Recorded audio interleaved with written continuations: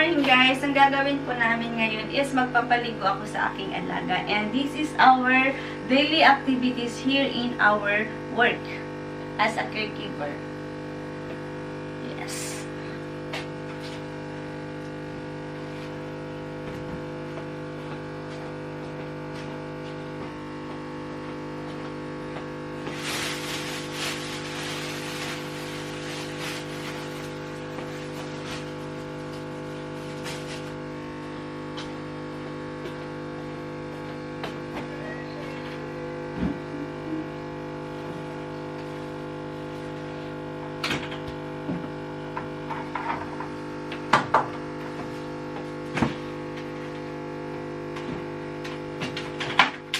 So, bago tayo magbuhat guys, is gagamit po tayo ng binder.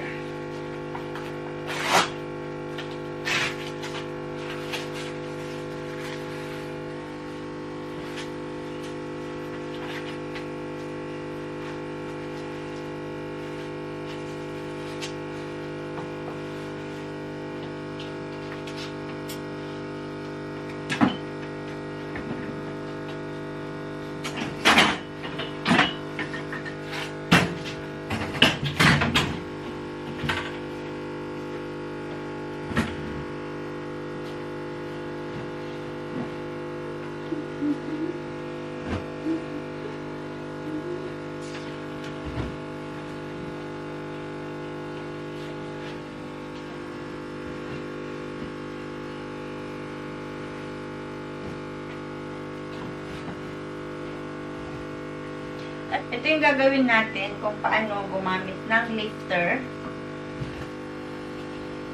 Ito pala ang aking emphasize ngayon. Paano gumamit ng lifter. So, ito yung kanyang pambalot kay Lola. Hindi ko alam kung anong tawag dito sa English. Ito, ilalagay natin sa likod ni Lola.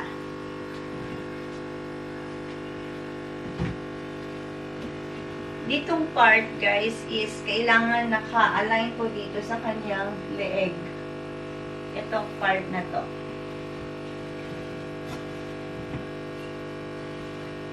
At ito, guys, kailangan nasa labas, hindi sa loob. Itong part na to, ito ang nasa labas. Yan. Itong part na to is ito ang didikit dun sa likod ni Lola. Ganito guys, bago natin ibaliktad si Lola or ipa-side, ayusin muna natin yung kanyang paa.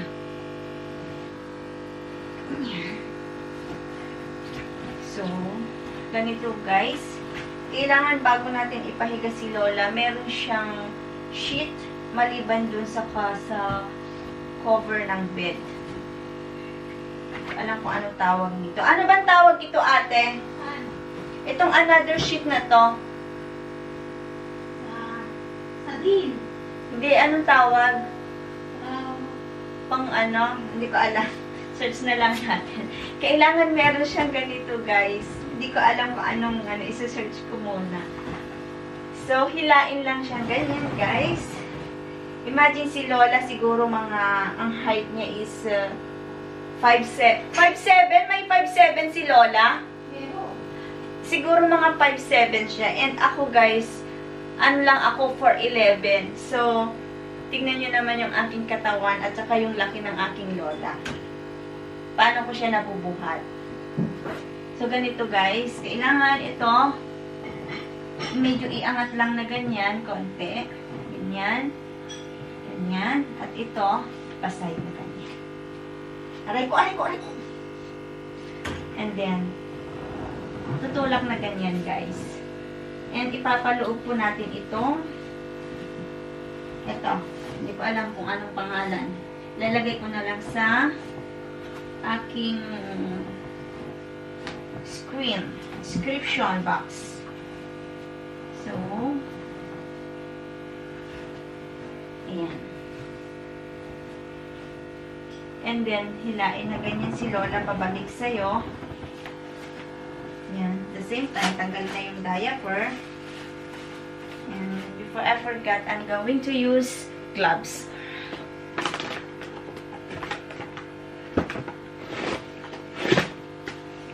Don't forget to use gloves, guys.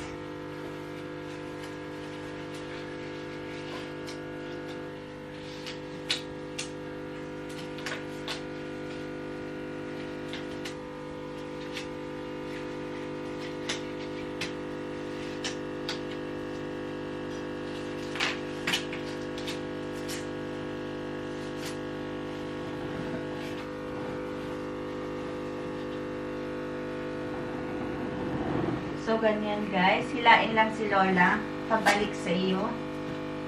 And then, sabihin natin yung kanyang diaper. So, ito guys, kailangan ilagay ng maayos. Yan. And then, kailangan nakaunat pa rin yung paa. So, hilain pa harap sa iyo guys.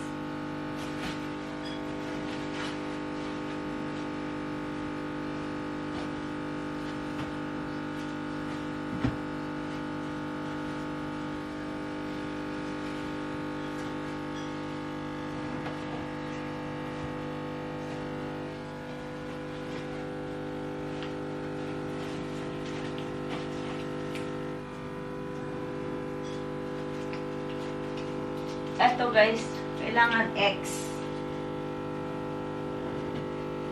Nakonami ko. Nakon. Yeah.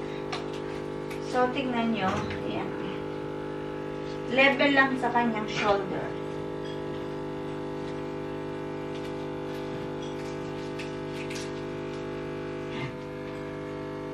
And now, ito yung wheelchair. Kailangan nakalock siya. Ilalock natin. Make sure na nakalock.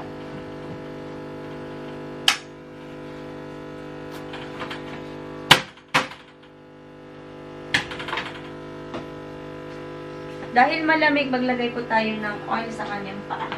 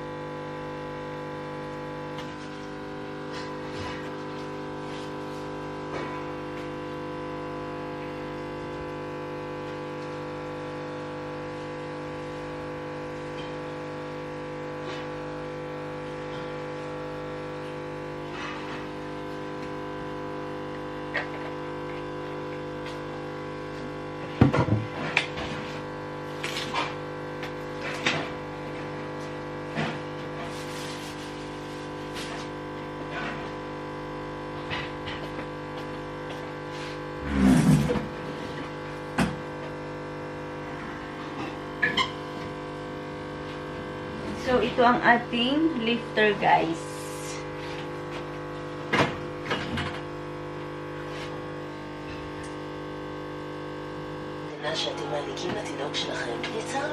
So, kailangan ito, guys, yung green na sa baba, sa may bandang paa. Ay, mali. So, ito, guys, blue. Pagbuhatin po natin yung dili. Nanonood ako. Hello everyone! So, ang paglagay po ng ating belt, guys, dito. Ito yung blue. Pagbuhatin o tatransfer natin yung alaga from bed to wheelchair, kailangan yung blue muna sa may bandang lower part. And then, yung green naman, dito sa may bandang head. So, yan guys. Ganyan po. And then, ito yung button ng lifter. So, just imagine guys, 5'7" si Lola at ako ay 4'11". So, ganun kalaki ang aking alaga. And, nakakaya po natin.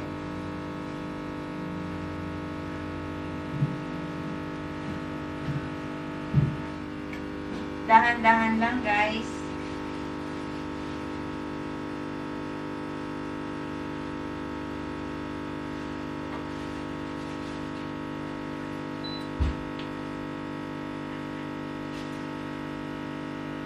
Yan. So, hilain na natin si Lola.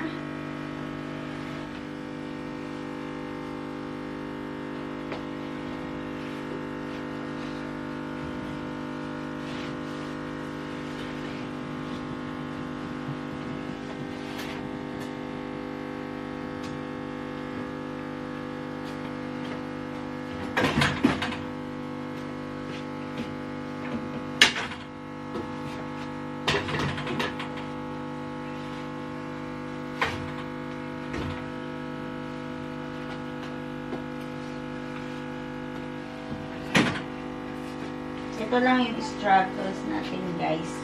Medyo mahirap. Hindi lang medyo, kundi mahirap talaga.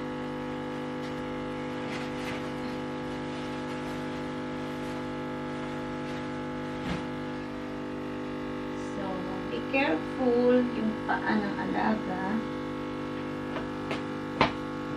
Dahil maglagay ako ng oil.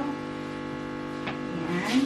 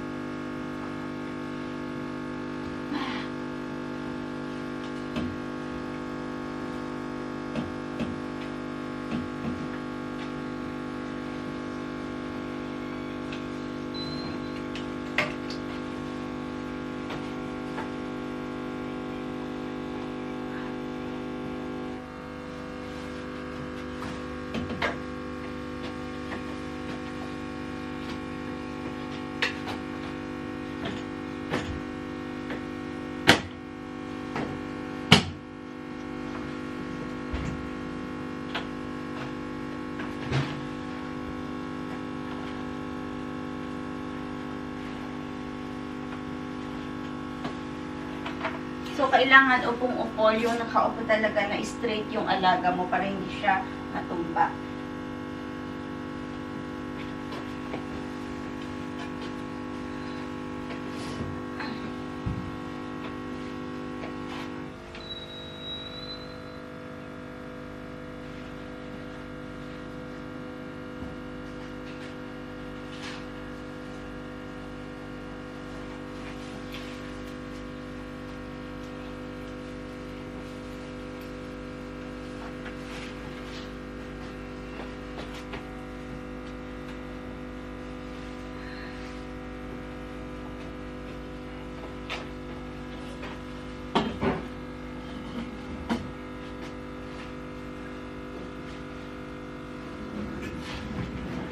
So, ayan guys, ang ating pag-transfer ng wheelchair, pag-transfer ng alaga from bed to wheelchair using lifter. So, dyan muna at papaliguan ko si Lola.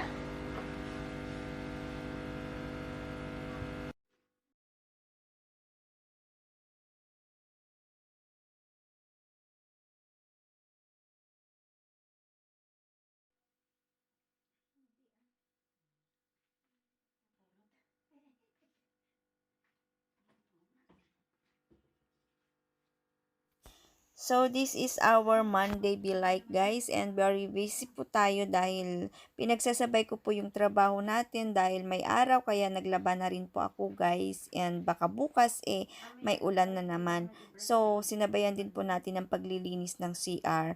So, dito guys, pinapakita ko po yung trabaho ng isang caregiver at hindi lang po caregiver ang trabaho dito pag nag-apply kayo, kundi kasama na po yung trabaho ng buong bahay. So, ayun, ito guys, ang ating pinapakita ay yung realidad ng pagiging isang caregiver sa sinabayan po ng domestic helper, 'di ba? 2-in-1 po tayo dito guys. So, yan po yung ating trabaho, caregiver at the same time domestic helper dito sa Israel. Pero guys, hindi naman po mahirap ang pagiging caregiver guys.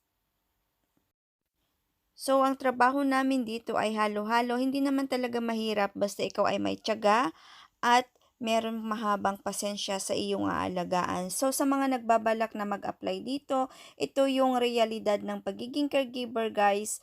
Huwag nyo pong asahan na matanda lang po ang iyong aalagaan or magtrabaho sa hospital be like na talagang caregiver na nasa Pilipinas. So, ito yung reality ng pagiging caregiver.